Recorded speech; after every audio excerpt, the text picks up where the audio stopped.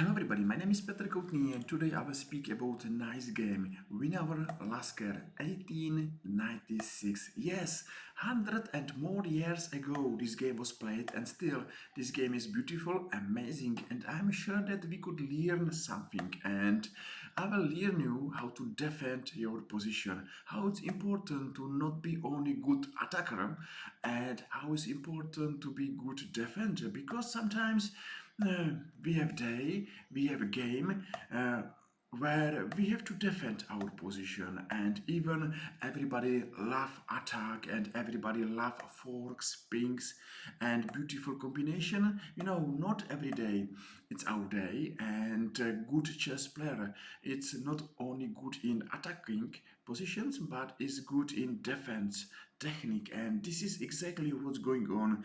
If you are looking for chess improvement, if you are looking to be stronger chess player, you have to be good defender as well, good attacker. And as I believe this game is nice, and this game will give you good feedback how it's important to stay well in a bad shapes, in bad positions, and maybe you will love this game as I love. So we have Lasker is black, and we are watching Berlin defense opening, where white is a little bit better. Of course, black is owner of wars, pawn formation, double pawns on c7 and c6. Now this knight is not really exactly the best knight in the position, but still we are maybe at the end of the opening stage, and we are trying to enter middle game. In the middle game, it's important to find the best squares for our pieces, and of course, black is looking forward to do some job with his pieces, and then it's good idea to attack opponent weaknesses. Yes, now it's hard to believe that white is weak anywhere. For this reason, it's good to make weaknesses and then to attack these weaknesses. So rook to e8 still makes sense. Bishop to f4, both players are going to bring their pieces back to game, and rook to e1 and rook to d1. Now this is a first interesting part of the game where Lasker is going to take knight on c3. Yes, of course, this knight is not the most danger knight in this position, and only the reason why black is going to take or to exchange this knight is to make big weaknesses. And he did.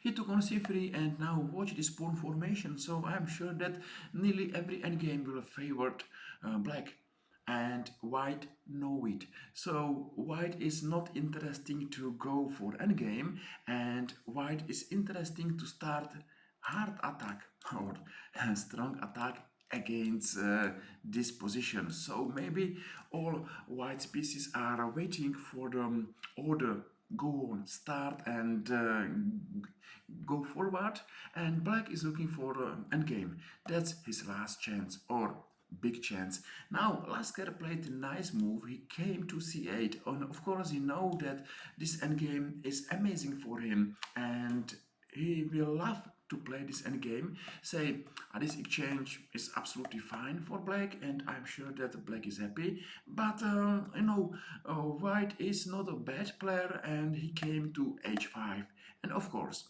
he wished to start attack against black's king. White's advantage is advantage in pawns on the left side of the board. So he will play f4, g4, h4, f5, g5, and he will attack this. He will attack this black position over there. So what to play? Lasker say, I don't care. I will take this pawn, and then I will push my pawn as far as possible, and I believe that I will hold my position. This is a really nice time of this game, because white will do his best to attack, black will do his best to push his pawn, and to say, if you are not winning in attack, I am winning in endgame. And that's nice story. And you have to be brave, a chess player. You need to believe in your power. You need to believe in your position, that this position will hold every white thread. And that's I that's the reason why I love this game. So rook to e3, and Lasker took on a2. Yes, I'm not telling you that this is the best move, but at least this is an active move, and everything is on the board. If white is winning by attack, he is winner. If white will not be able to win by attack, he is loser. That's what's going on, and yes, I think that another pawn, it's not good to lose for white. So white is going rook to c1, and this is a tempo which is nice. So queen to c4, rook to f3. Now white is going to attack f7 pawn. So need to do something. Knight to e6 and bishop to d2. f7 pawn is under attack. So yes, now we have to defend every white thread.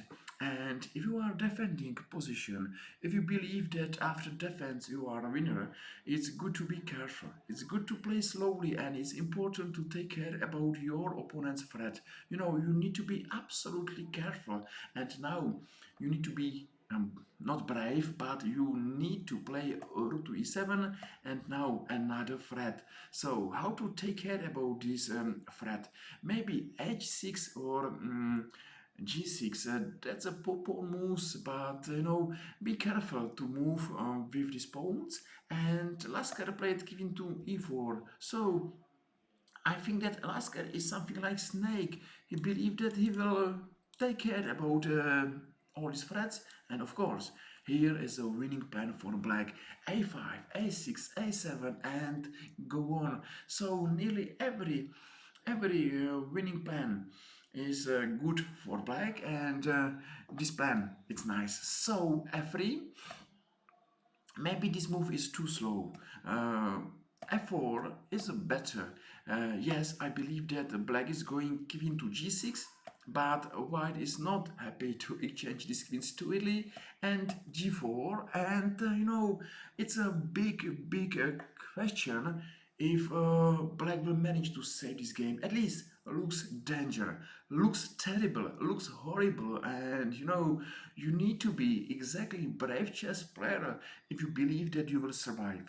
Maybe yes, maybe no, that's another story. Let's come back, but at least f4, it was much more stronger than f3 because time is important for white. And f3 happened, so the same position. Uh, we have a rook under attack, so we have to move away. Best is to go to d7, f4, and let's come back. It's good to believe in centralization, and every times if you are able to place your piece in a center, you are nearly every time playing the best move. Believe in centralization, believe in center, and don't worry. If you are a winner in the center, you are a winner in the game. So maybe rook to d3, it's not bad at all, because next move will be rook to e1.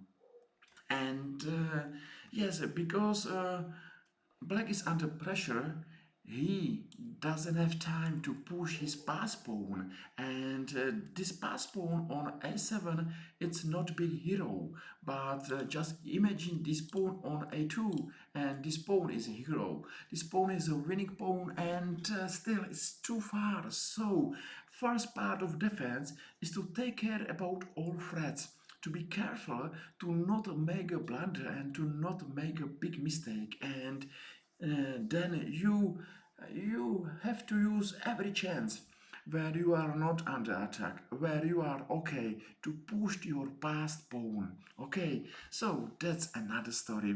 What we saw: f4, nice centralization move, g4, okay, and knight to f8. Yes, f5 is a big threat, and just imagine that white is playing move f5, this knight is under attack, and here is another attack. So why to wait for move f5, and black went immediately to f8. Now, as we know, there is no threat. This move maybe looks dangerous, maybe white will play move f5, f6, g5, g6, but right now immediately this move is not a threat. So we know if there is no threat, just push your pass pawn a5, and wait for another threat. And this is a great style of defense. You are defending all threats. If there is no threats, push your pass pawn and rook to e3, okay, f5, and there is no threat. Even looks dangerous, even looks like, oh, these pawns are going closely and closely and they will hurt me. Don't worry, h4, and that's good. And not good idea maybe is to take on g4 because it's maybe too risky, and maybe white is winning here. Yes, I believe that this is a golden chess rule. You are one pawn up. You don't need to be two pawns up. You are winning because of one single pawn up. So why to go for any dangerous position for another pawn? You don't need another pawn. You need to push your winning pawn. So a4. Let's go on and let's go, and that's nice. So rook to f1. Now maybe we are going to check why it was not good to play move e6. So take, take, check, and this position will be okay for black. Of course, there are some weaknesses, and e6 is not working. h3, there is no threat, so a3, and now maybe it's working or not working, and queen to f5, a2, and now black is winning. There was only variation, but as I told you, this pawn, it was not hero on e7 and it's hero on a2. So if you have passed pawn, you have to push this pass pawn as far as possible. Then you are not only great attacker, but you are a great defender. You need to play solid chess, and you need to know how to defend and how to attack. Let's come back. We are still not in the end. So rook f1, a3, and a2. Yes, well done. This is a pawn. This is a winning pawn, and he is only one square of a victory. So h3, c5, and d4. I think that now black maybe it's not in a huge danger. Looks like white's attack is frozen somewhere, and everything is working because of this winning threat a1. That's nice. Queen to f3, c6, e6. Okay. Maybe this attack is coming too late. You know, this a2 pawn is winning, so one exchange. And why not to take this pawn?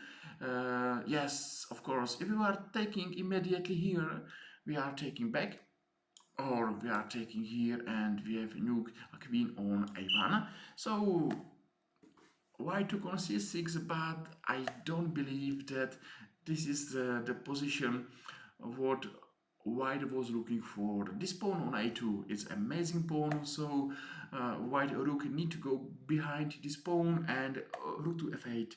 Now another exchange, so white is not interesting, but maybe this piece is not in a danger, and at the end maybe black will win not because of pass pawn, but black will win because of attack. So we will see queen to b6 and rook to f7, bishop to g5, and let's go on. I think that the game is gone for white, and Emanuel Lasker played amazing chess. So for example here, white is losing immediately, so he came for last hole, but check, check, and what a beautiful checkmate. Check, and I hope that you see the last move. I hope that you enjoyed this video. What we saw amazing defense. We saw how Emanuel Lasker was brave, and he took a pawn on a2. Then he was careful and he take care about all white's threat, and if there were no threats, he came a5, a4, a3, a2. At the end, it was a beautiful checkmate on h2, and that's all, my friends. So I'm at the end of this video. Thank you very much for watching. One more time, thank you very much for every likes and follows, and I hope that you learned something and you enjoyed this video. If yes, Thank you. See you soon and bye bye.